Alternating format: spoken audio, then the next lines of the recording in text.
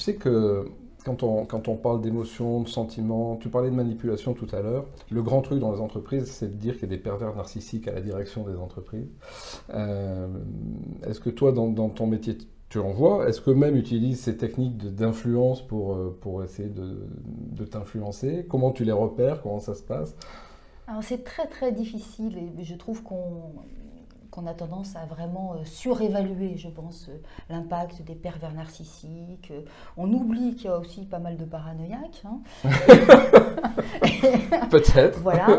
Et puis, c'est très compliqué de les dépister, de les déjouer, y compris pour un psychiatre. Normalement, ce qui va permettre de reconnaître quelqu'un qui aurait une grosse tendance perverse, c'est quelqu'un qui, comment dire, serait lisse, inapparent. Il y a peu de chances que ce soit la tête même de l'entreprise, mais plutôt son éminence grise.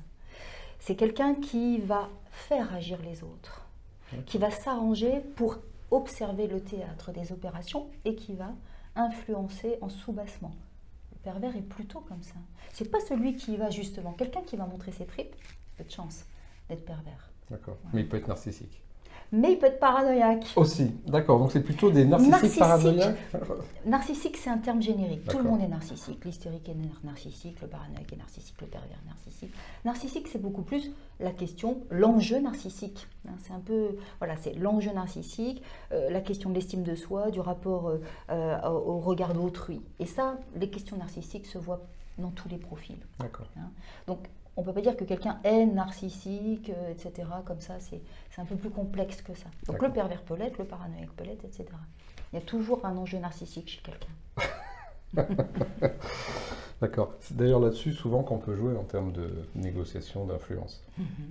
D'accord. Bien sûr. Évidemment.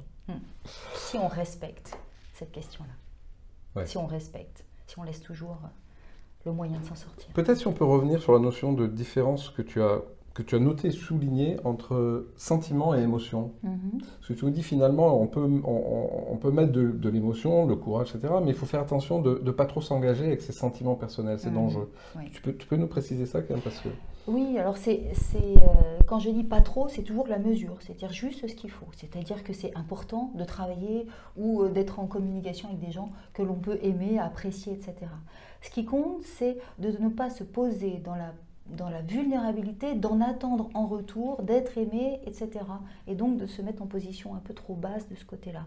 Donc c'est très important de rayonner, de dispenser même de l'amitié, des relations agréables, d'apprécier ce qui se passe chez les autres, de leur faire des compliments si nécessaire, mais pas trop être dans une position d'attente et d'espoir d'être aimé en retour.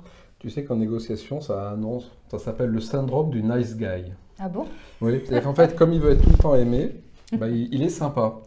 Et comme il est sympa, il passe d'une notion d'acceptation sociale à une notion de soumission sociale. Et c'est tout à fait ça. Ouais. Et au bout d'un moment, quand le client dit bon maintenant tu vas me faire un prix, il n'est plus en position de remonter en fait, c'est terminé. Tout à fait. Ouais. Pas trop être aimé. Dernière question, Pierrette, quand est-ce qu'on fait une conférence à deux sur influence, manipulation, négociation? Quand tu veux. Franchement, c'est chouette.